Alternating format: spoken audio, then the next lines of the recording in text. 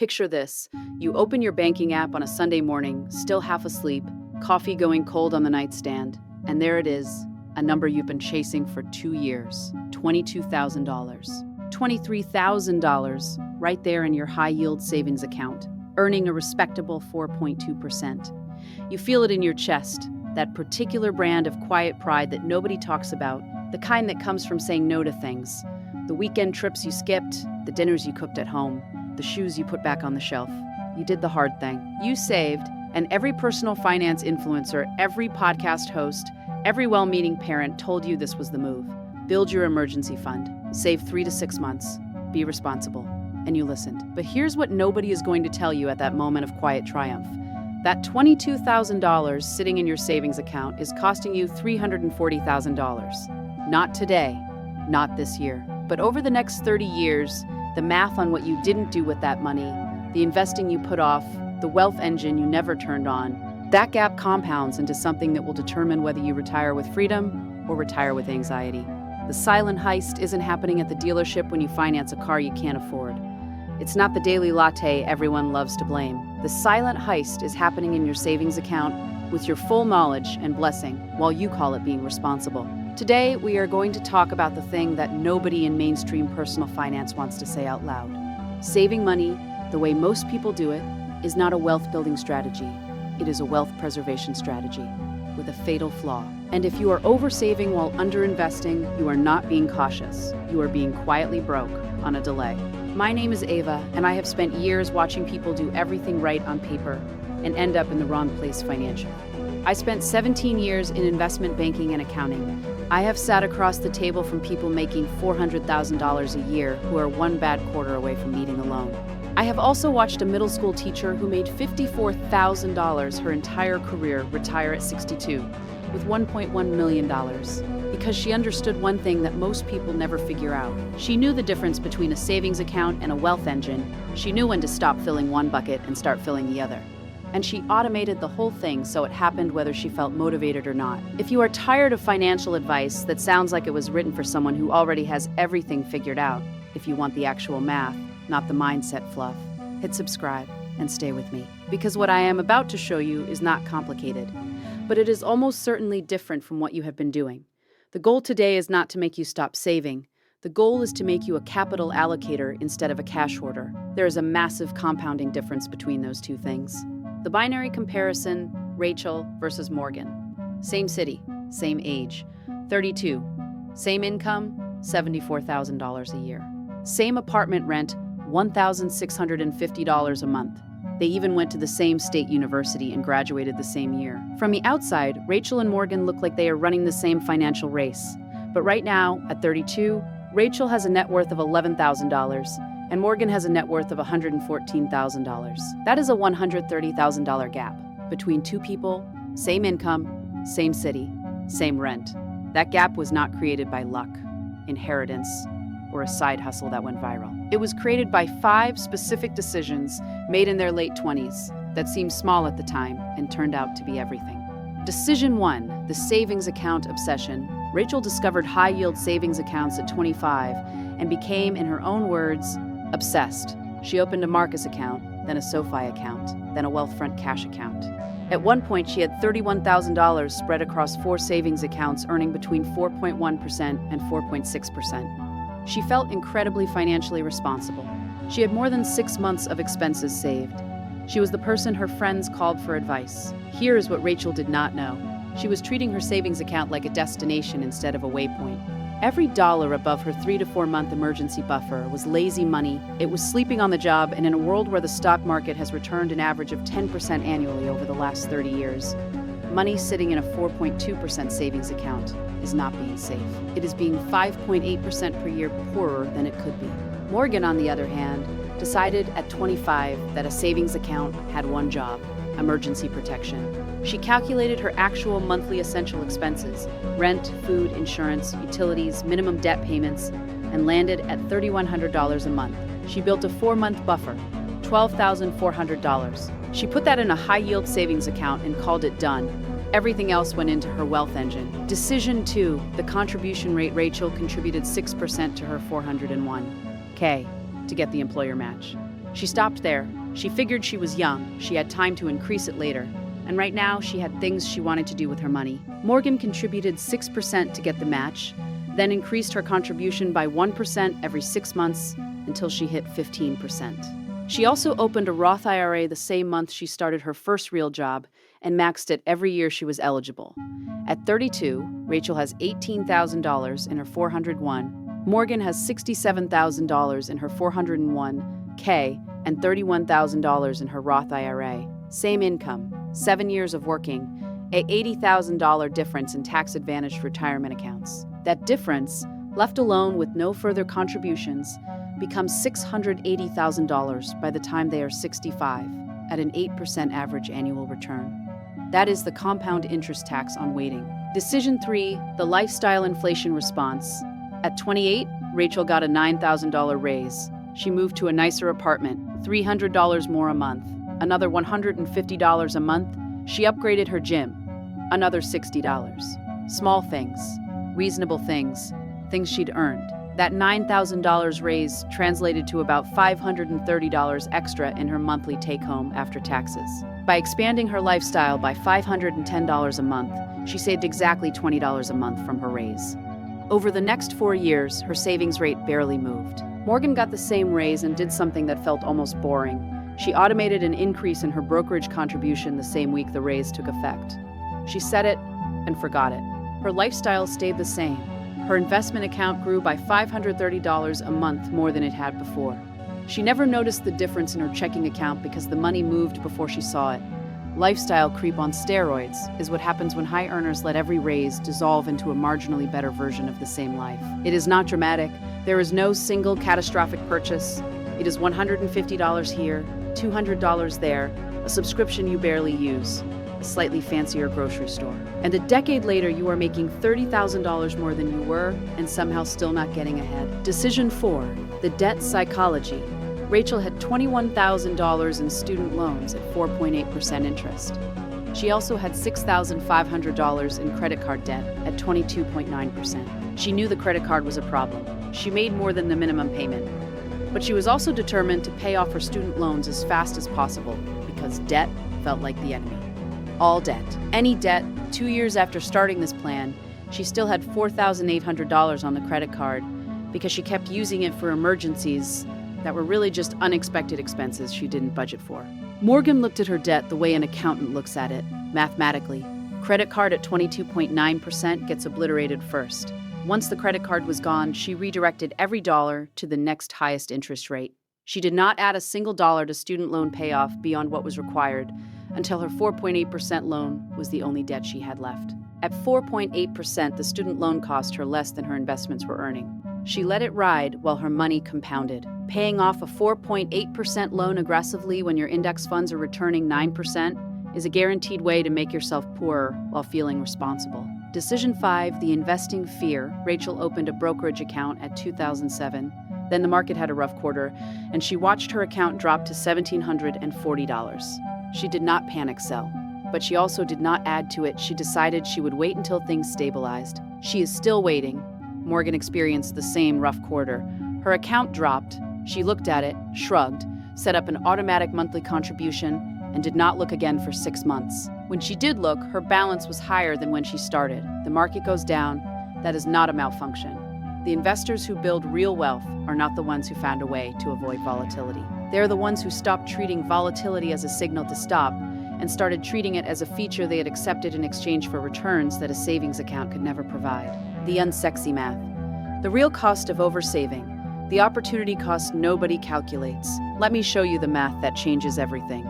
And I want you to actually feel this, not just nod along. Rachel has $31,000 in savings accounts right now. She needs about $12,400 as her emergency buffer. That means $18,600 is sitting in cash, earning approximately 4.2% per year. Over 30 years, that $18,600 at 4.2% becomes approximately $64,000. That same $18,600 invested in a broad market index fund, earning the historical average of 10% annually, becomes approximately $325,000. The cost of keeping $18,600 in a savings account instead of investing it over 30 years is $261,000. That is not a rounding error. That is a retirement account. Now let's run the full scenario. Rachel has oversaved by approximately $18,600 at 32. But she has also underinvested for 7 years. The retirement account gap alone, that $80,000 difference between her and Morgan's $401K, and IRA balances, left alone at 8% for 33 years until they both reach 65, becomes $80,000 times growth factor at 8% for 33 years equals approximately $940,000. The gap between Rachel and Morgan at 65 is not $103,000. It is close to $1.1 million, built from the same income in the same city. Over the same years, the only difference was 5 decisions about where the money went. The 8-4-3 rule, why compound growth feels like a lie until it doesn't. Here is what compound interest actually looks like when you map it against real time, and why most people quit right before the magic kicks in. Take someone investing $10,000 a year at a 10% average return, starting from zero. After 8 years, portfolio reaches approximately $123,000. The growth feels slow. Your money earned roughly $43,000 on top of your contributions. Most people at this stage feel like the math isn't working. After 4 more years, year 12, portfolio reaches approximately $241,000. In those 4 years alone, your account nearly doubled. The returns from the market exceeded your contributions for the first time. After 3 more years, year 15, portfolio reaches approximately $372,000. In 3 years, your portfolio grew by more than it did in the entire first 8 years combined. 8 years, 4 years, 3 years, the same contributions, the same return percentage. But the growth accelerates because the base gets larger. The 8th wonder of the world, as the saying goes, is not compound interest. It is the patience required to let compound interest reach the back half of the curve. The people who abandon their investment accounts in year 4 or year 6 are not quitting because the math stopped working. They are quitting because they are standing at the worst possible vantage point to see what is coming. The steep part of the curve is always just around the corner they cannot see from where they are standing. Saving money feels safe because the number never goes down and never compounds is not safety. It is a slow surrender to inflation. The inflation tax on your savings account, interest rate is 0.39%, according to FDIC data. If you are earning 4% in a high-yield account, you are doing better than most. But let us be precise about what better means. Inflation in 22.6 is running between 4.5 and 5.8% depending on the category. Groceries, housing, car repairs, medical, the things your emergency fund actually pays for. So your savings account earning 4.2% is losing purchasing power at a rate of 0.3% to 1.6% per year. That $22,000 in Rachel's savings account, in 10 years at that differential, it will have the purchasing power of approximately $19,400. She did not touch it, she did not spend a single dollar, and she is still $2,600 poorer in real terms. This is the silent heist. It does not make headlines. It does not feel like losing money. But every year your cash sits below the inflation rate, the gap between what it is worth and what you think it is worth widens. The bank account stays the same, the world around it gets more expensive. The step-by-step algorithm. The liquidity ladder. I call it the liquidity ladder, and it answers the only question that actually matters. How do I know when I have saved enough cash, and when do I start building a wealth engine instead? Rung 1, the Sleep Well Buffer. This is your checking account float, 1 month of essential expenses, plus a $500 cushion. Nothing more. This money is not an investment. It is lubrication. It keeps your financial life from seizing up. You do not optimize it. You do not move it around, chasing rates. You leave it alone. For someone spending $3,500 a month on essentials, the Sleep Well Buffer is $4,000. That is it. Done. Rung 2, the true emergency fund. Here's where most people get this completely wrong. The emergency fund is not a goal you maximize. It is a threshold you hit and then stop. Calculate your actual monthly essential expenses, not your full budget, your essentials, rent or mortgage, utilities, food, insurance, minimum debt payments. That number only. Multiply by 3 if you are a renter with stable employment. Multiply by 4 if you own a home or have variable income. Multiply by 6 if you are self-employed or your industry has high volatility. Put that amount in a high-yield savings account. The best rate you can find right now in 2026, you should be earning at least 3.5 to 4.5% at an online bank. Shop around. It takes 20 minutes. The difference on a $12,000 emergency fund between 0.39% and 4.0% is approximately $432 per year. That is not nothing. Once your emergency fund hits its target, stop. Every dollar above that threshold has a better job to do. Do not let emotional comfort override mathematical logic. The friction is intentional. Your emergency fund should be slightly inconvenient to access. A separate bank, no debit card linked, 2 to 3 business days for transfers, just enough friction that you do not rate it for a vacation or a furniture upgrade or a car you convinced yourself was an emergency. Real emergencies can wait 3 days. Impulses cannot. That is the point. Rung 3, the debt elimination filter. Before your money goes to the wealth engine, it passes through the debt filter. The rule is simple and mathematical. Any debt above 7% annual interest must be eliminated before you invest beyond your employer match. This is not an opinion. It is arithmetic. A guaranteed 7% return from paying off debt beats an uncertain 10% market return when you account for risk. At high interest rates, debt elimination is your best investment. Any debt below 7% you can carry while investing. Your 4.8% student loan is not a financial emergency. Your 22.9% credit card absolutely is. The debt avalanche method, highest interest rate first, regardless of balance, is mathematically optimal. The debt snowball, smallest balance first, provides psychological wins that sometimes keep people on track. Use whichever one you will actually finish. The critical insight is this: every dollar you send toward high-interest debt is a dollar earning a guaranteed return equal to the interest rate. No stock market investment offers guaranteed returns. Debt at 22.9% is a guaranteed 22.9% return on every dollar you throw at it. There is no argument for investing instead of eliminating that. Rung 4, the wealth engine. This is where the real work happens. This is the compounding machine, and the most important thing I can tell you about building a wealth engine is this: boring works. The people who try to make this exciting are the people who underperform, the people who make it automatic. Here is the sequence. Employer 401, match. Contribute enough to capture the full match. This is a guaranteed 50 to 100% return on your contribution before the market does anything. It is free money, there is no argument against taking it. 2. Roth IRA, max it if you are eligible. In 2200, the contribution limit is $7,500 for those under 50. This is after-tax money that grows completely tax-free. Every dollar of growth, every dollar of gain, every dollar of dividend reinvestment, tax-free forever. The Roth is particularly powerful in your 20s and 30s when your tax bracket is likely lower than it will be at retirement. 3. HSA if eligible. The health savings account is the most underutilized account in America. It is the only triple tax advantaged account that exists.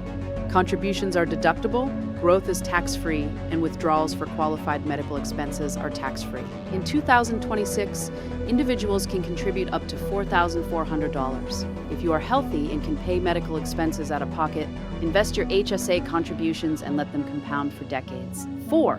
Back to the 401k, increase your contribution toward the $24,500 annual maximum. Every dollar here reduces your taxable income and compounds tax-deferred. 5. Taxable brokerage account. Once tax-advantaged space is used, invest in a standard brokerage account, no contribution limits, no rules, just index funds, compounding, and time. What to buy inside the wealth engine? I am going to save you years of second-guessing with one sentence. Buy a low-cost, broad market index fund and do not touch it. VTI, VOO, FXAIX, SWTSX. These are total market or S&P 500 index funds with expense ratios between 0.02% and 0.04%. You are buying a fractional ownership stake in the 500 to 3,600 largest companies in America. When one company fails, you barely notice. When the American economy grows, you grow with it. The difference between a 0.03% expense ratio and a 1% expense ratio on 500,000 over 20 years is approximately 180,000. Fees are a guaranteed return for someone else, paid by you. Minimize them, absolutely. Do not pick individual stocks. Do not try to time the market. Do not buy cryptocurrency with your retirement savings. Do not let anyone sell you an actively managed fund with a 1.2% expense ratio and a story about their proprietary algorithm. Index funds, low fees, time, that is the entire wealth engine. The automation rule: remove yourself from the equation. Here is the single highest leverage action you will take today. not tomorrow. Today, go into your payroll system or your bank account and automate every contribution in this ladder. The emergency fund top-off, the 401k increase, the Roth IRA monthly contribution, the brokerage transfer. Set the amounts, set the dates, walk away. You cannot spend money you never see. When the transfer happens before the money hits your checking account, it is not a sacrifice. It does not feel like discipline. It just becomes the number in your checking account that you live on. Within 60 days, you will not remember what your paycheck used to look like. Research from state auto IRA programs confirms this. Workers who have retirement contributions automatically deducted from payroll are dramatically more likely to maintain those contributions than workers who make manual transfers.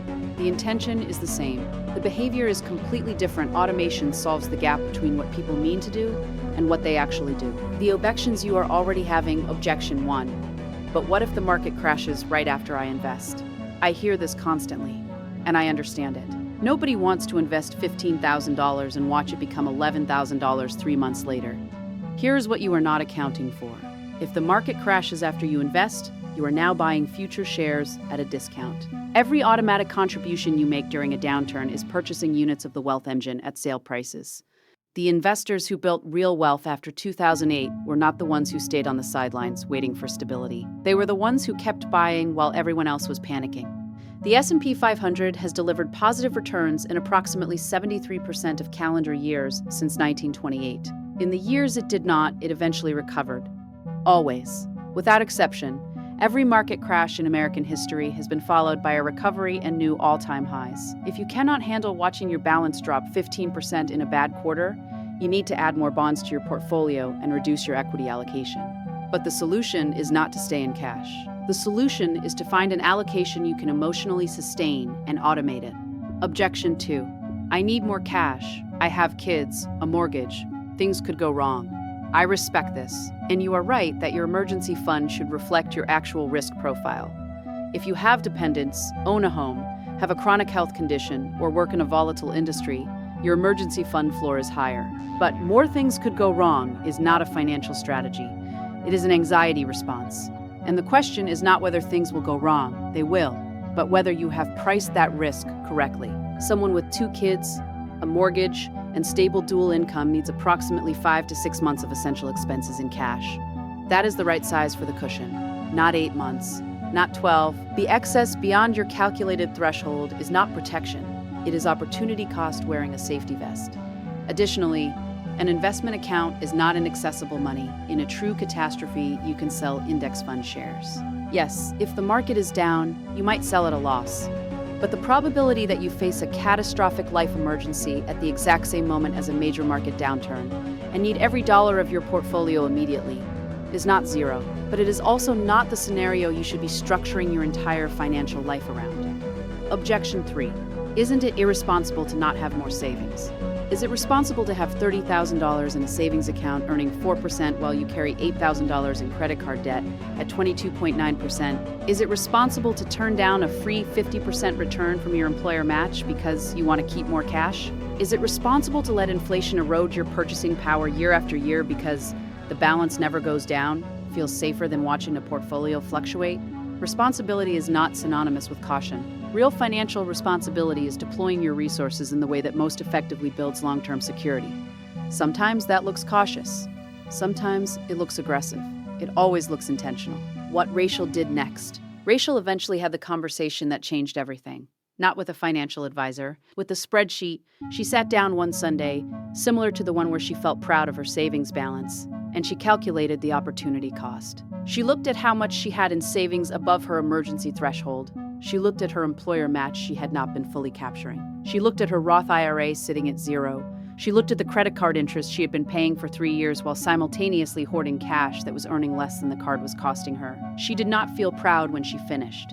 She felt something more useful. Clear. She called her credit card company, requested a balance transfer, and killed the high-interest debt in 11 months.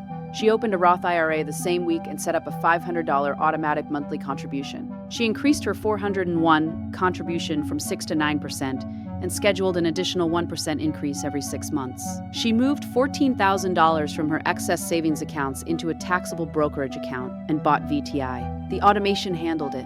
Within a year, her investment accounts had grown by $22,000 from contributions and market returns. Her emergency fund was fully intact. Her credit card was gone. Her net worth had jumped from $11,000 to $48,000 in 12 months. Not because she made more money, because she stopped letting her money sleep. At 65, if Rachel maintains her current approach, she will retire with approximately $940,000 more than if she had continued her old pattern. That is the difference between retiring with options and retiring with anxiety, between working because you want to and working because you have to. The choice is yours. Here is where we land. Saving money is not the problem. Saving money is the foundation. Without an emergency fund, every unexpected expense pushes you toward debt. Without cash reserves, you are forced to make bad decisions under pressure. The savings account has a role, an essential one, but that role is specific, limited, and sized. It is not unlimited. It is not a strategy. It is a waypoint. The quietly broke professional is not the person who earns too little. It is the person who earns $85,000, has $29,000 in savings accounts, contributes 4% to their 401k, has never opened a Roth IRA, and genuinely believes they are doing the responsible thing. They are doing a thing. But responsibility that costs you $1.1 million in retirement wealth is not something to feel proud of. The wealth engine does not care whether you feel ready. It does not care whether the market feels stable. It does not care whether your savings account balance makes you feel safe. It only cares about one thing: time. And every day you wait to build it is a day that cannot be purchased back at any price. Your 4-step algorithm. Start today. 1. Calculate your actual emergency fund threshold. Essential expenses only times 3 to 6 months based on your risk profile. That number is your cash ceiling. Every dollar above it has a better job to do. 2. Eliminate high-interest debt before investing beyond your employer match. Use the avalanche method. Every dollar toward 22% debt is a guaranteed 22% return. Nothing in the market can compete with that on a risk-adjusted basis. 3. Open and fund your wealth engine accounts in order: employer match, Roth IRA, HSA if eligible, additional 401k contributions, taxable brokerage, buy a low-cost index fund. Automate everything. Do not touch it. 4. Increase your investment contribution by 1% every 6 months.